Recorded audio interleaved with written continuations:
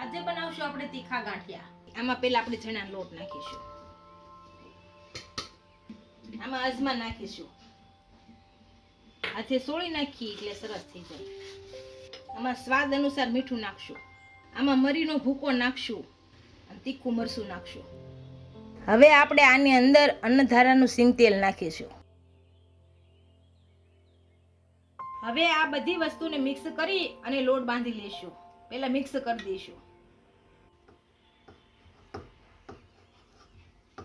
હવે આપણે આની અંદર અન્નધારાનું સિંગ તેલ નાખીશું. આ કુદરતી રીતે તેલ કાઢેલું છે, આમાં કોઈ જાતનો કેમિકલ કે ભેળસેળ નથી, એટલે જ રસોઈનો સ્વાદ બમણો થઈ જાય છે.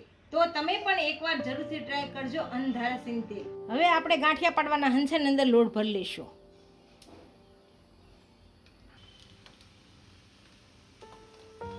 આ રીતે આમ ગોળ ગોળ પાડવાના અને આ સેલને આપણે અવળો આટો ફેરવવાનો એટલે આપણે ગાંઠિયા બની જાય.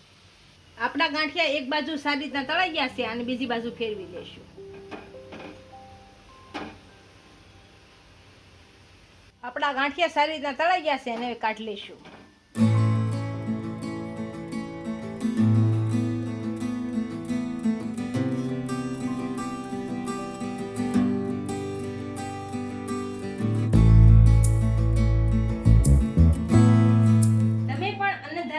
એકવાર જરૂરથી ટ્રાય કરજો. ફૂલ વિડીયો જોવા માટે મમ્મીની રસોઈને વિઝિટ કરો.